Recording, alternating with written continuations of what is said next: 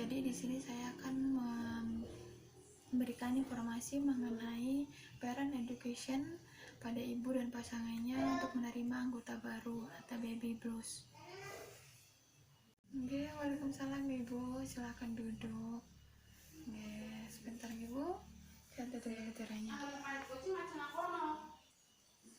Oke, sebelumnya sebentar Ibu.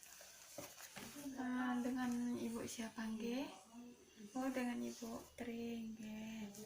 Baik, untuk sebelumnya perkenalkan dulu nama saya. Saya ini tenaga kesehatan di sini. Nama saya Eva. Jadi di sini saya akan membantu Ibu untuk menangani keluhan yang Ibu rasakan. Nah, sebelumnya saya ingin bertanya, Ibu datang ke sini dengan masalah atau keluhan apa nggih, Ibu? Oh, Ibu merasa sering sedih. Oh, sering sedih dengan keadaan, dengan datangnya, dengan hadirnya buah hati Ibu. Oke. Dengan masalah yang Ibu keluhkan, jadi di sini saya akan menjelaskan atau saya akan jelaskan maksud dan tujuan dari konseling yang akan saya sampaikan. Maksud dan tujuannya bahwa di sini saya akan memberikan informasi pada Ibu mengenai pendidikan pada ibu dan pasangannya dalam menerima anggota baru atau baby blues. Waktu yang dibutuhkan kan sekitar kurang lebih 5 menit. Apakah Ibu bersedia? Oke. Dengan ini sebelumnya saya akan mengkaji dan menggali perasaan Ibu. Setelah Ibu melahirkan si buah hati, apa yang Ibu rasakan? Oke, Ibu merasa, oh Ibu merasa sedih. Oh, nggih. Ibu merasa sedih. Nggih. Terus kemudian apa lagi yang Ibu rasakan? Oh, kemudian emosinya menjadi labil.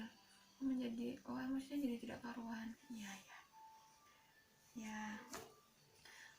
Perasaan itu yang perasaan yang Ibu rasakan. Kemudian dari setelah Ibu memiliki si buah hati ini dan memiliki bayi, kegiatan atau aktivitas Ibu sehari-hari itu seperti apa? Oh, justru malah jadi terkendala, jadi tidak seperti biasanya. Oh, seperti itu. Oke. Kegiatannya sudah tidak seperti biasa, jadi terganggu seperti itu. Oh, iya. Baik. Dengan keadaan yang Ibu sekarang rasakan, di sini saya akan menjelaskan beberapa tanda gejala mengenai baby blues, mengenai depresi pada postpartum atau masa nifas, kemudian tanda gejala pada psikosis. Apabila nanti yang saya jelaskan dari tanda gejala ini ada yang Ibu rasakan, Ibu sampaikan saja kepada saya, nggih. Sebelumnya, jadi ada tanda gejala mengenai baby blues. Jadi mengenai tanda gejala baby blues yang pertama itu sering muncul rasa sedih. Ibu merasa sering sedih, kemudian Ibu sering menangis, sering merasakan depresi seperti itu. Kemudian emosinya naik turun tidak karuan, sehingga mudah marah dan muncul rasa takut yang tidak beralasan seperti itu. Tiba-tiba merasa takut ya tanpa ada alasan apapun, tapi Ibu merasa tiba-tiba merasa takut, merasa sedih, sering marah seperti itu. Kemudian Ibu merasa sering lelah, sulit tidur, kemudian Ibu sering sakit kepala. Terus kemudian Ibu merasa kurang percaya diri dan tiba-tiba muncul rasa cemas. Nah, saya ulang Ibu, jadi tanda gejala baby blues itu yang pertama Ibu sering merasa sedih, kemudian Ibu sering tiba-tiba menangis, emosinya naik turun, tidak stabil, kemudian rasa takut tidak beralasan, kemudian Ibu merasa sering lelah, sulit tidur, atau mungkin sampai bahkan kepala Ibu sering sakit. Kemudian Ibu rasa percaya diri Ibu itu berkurang seperti itu. Kemudian Ibu merasa cemas. Kemudian tanda gejala yang kedua mengenai depresi postpartum atau masa nifas. Jadi Ibu tuh merasa cepat lelah, kemudian Ibu merasa sering tersinggung, kemudian sering menjadi marah, tiba-tiba menangis secara terus-menerus. Terus Ibu merasa gelisah tanpa alasan yang jelas. Kemudian Ibu merasa sering berpikir untuk melukai diri, bahkan Ibu ingin melukai diri Ibu sendiri dan si bayi Ibu. Dan tiba-tiba muncul rasa putus asa pada diri ibu. Saya ulangi Bu, mengenai tanda gejala depresi itu, depresi pada masa nifas, ibu sering putus asa, merasa cepat lelah, kemudian sering tersinggung, sering marah, kemudian menangis terus-menerus, terus merasa gelisah tanpa alasan yang jelas. Bahkan ibu sering berpikir untuk melukai diri ibu sendiri dan bayi ibu. Oke, selanjutnya tanda gejala mengenai psikosis.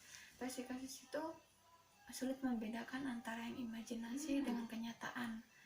Nah, dia itu tentunya sering berhalusinasi, kemudian sulit berkonsentrasi, gelisah, juga merasa curiga, gangguan berinteraksinya itu dengan orang lainnya juga kurang, pokoknya merasa terganggu dengan kehadiran saat kita berinteraksi dengan orang lain, itu merasa terganggu.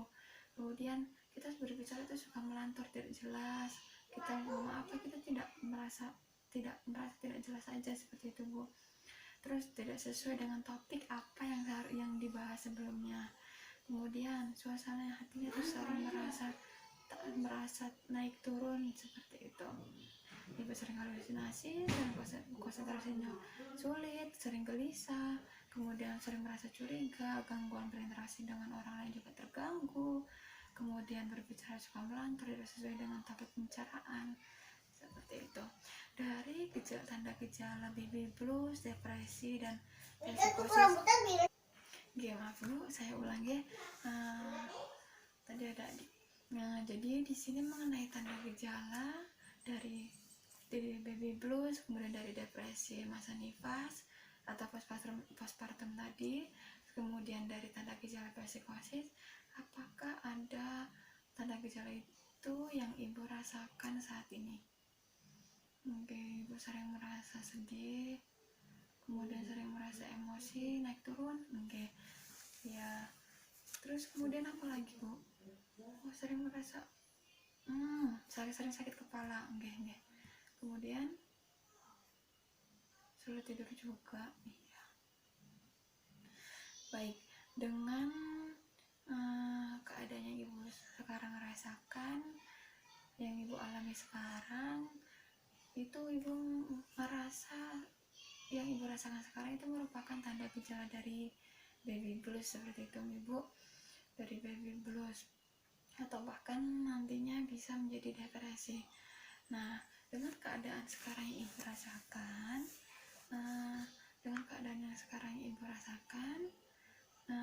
ibu tuh harus bisa menerima keadaan baru, kebiasaan baru, bahkan dengan datangnya anggota baru di keluarga ibu.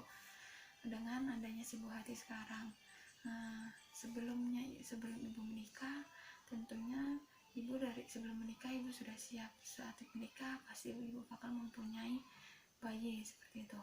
Dengan kehadiran bayi ini, ibu harus bisa menerima keadaan baru, kebiasaan baru yang tidak terjadi sebelumnya saat ibu sebelum menikah, seperti itu.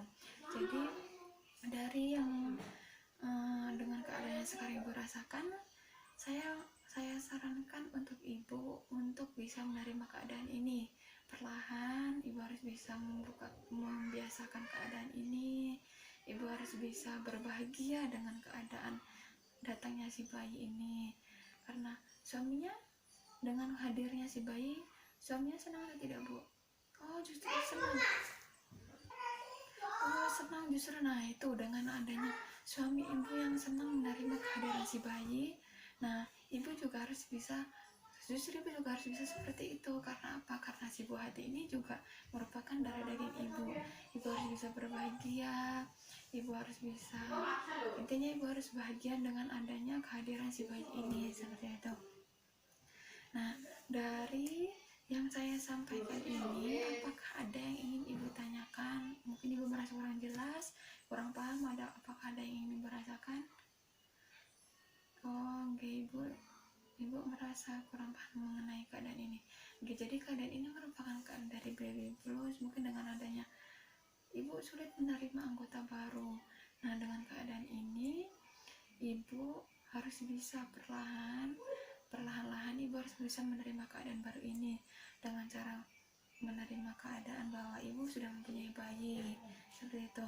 Nah, justru ibu harus berpikir ke depannya bahwa apabila dengan keadaan ibu yang sekarang terus terjadi, nah ibu harus memikirkan keadaan si ibu sendiri dan si justru kepada bayinya juga.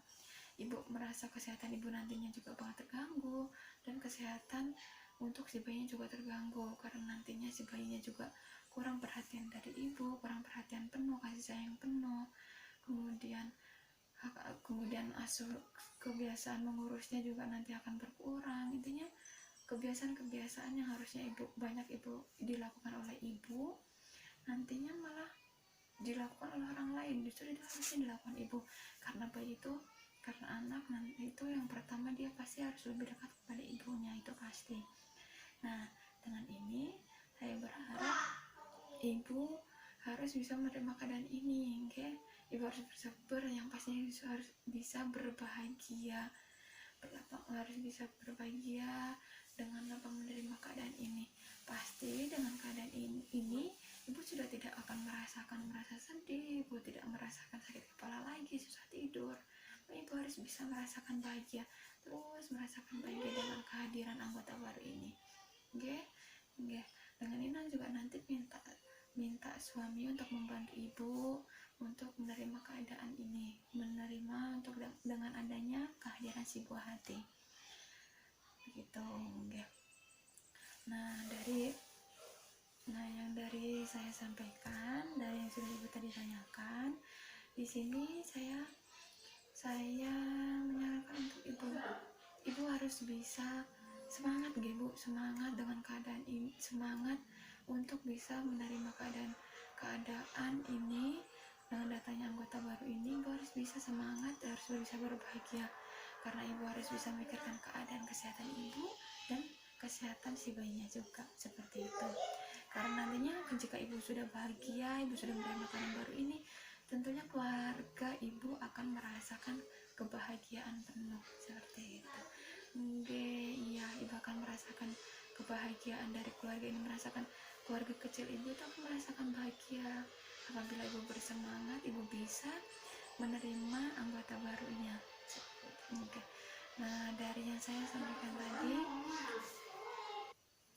baik dengan keadaan atau masalah yang ibu rasakan sekarang, nah kita tarik kesimpulan bahwa keadaan ini mungkin memang akan terjadi pada seorang ibu yang sulit menerima keadaan barunya, menerima keadaan baru dengan datangnya si buah hati atau anggota baru di keluarganya. Nah, dengan ini kita harus bisa perlahan menerima keadaan ini, terus kemudian kita harus bisa berbahagia. Ini kita harus bersemangat, seperti itu, bersemangat menerima keadaan ini, bersemangat. Kita harus berbahagia dengan datangnya sebuah hati. Kita harus memikirkan kebahagiaan keluarga kecil kita, memikirkan kesehatan dan bayi kita juga. Nah, seperti itu. Nah, dengan keadaan yang kalian ibu rasakan, kita perlu adanya pertemuan selanjutnya ibu, karena saya ingin melihat perkembangan dari keadaan ibu. Nah, mungkin nanti sekitar 1 minggu lagi, di tanggal 30 atau tanggal 31, ibu datang kembali ke sini untuk menemui saya. Nanti kita lihat perkembangan ibu seperti apa, ibu. Nah, saya berharap ibu nanti datang kembali ke sini keadaannya sudah jauh lebih baik lagi, oke? Baik, nanti kita bertemu lagi di pertemuan selanjutnya, ibu. Apakah ibu bersedia? Sepakat ibu, kita nanti ketemu mungkin di tanggal 30 atau tanggal 31 Desember nanti. Baik, sepakat ibu. Baik, mungkin itu yang bisa saya sampaikan. Nah, nanti kita lihat perkembangannya bersama-sama. Semoga perkembangannya sudah jauh lebih baik, dan berharap semuanya sudah sesuai yang diinginkan, seperti itu. Baik Bu, jika ya sama-sama sehat-sehat Bu untuk ibu dan anaknya.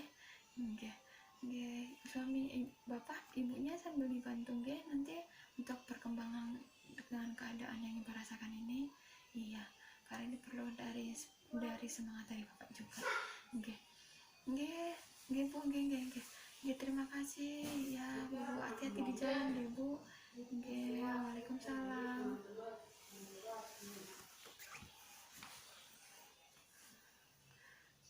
Mungkin sekian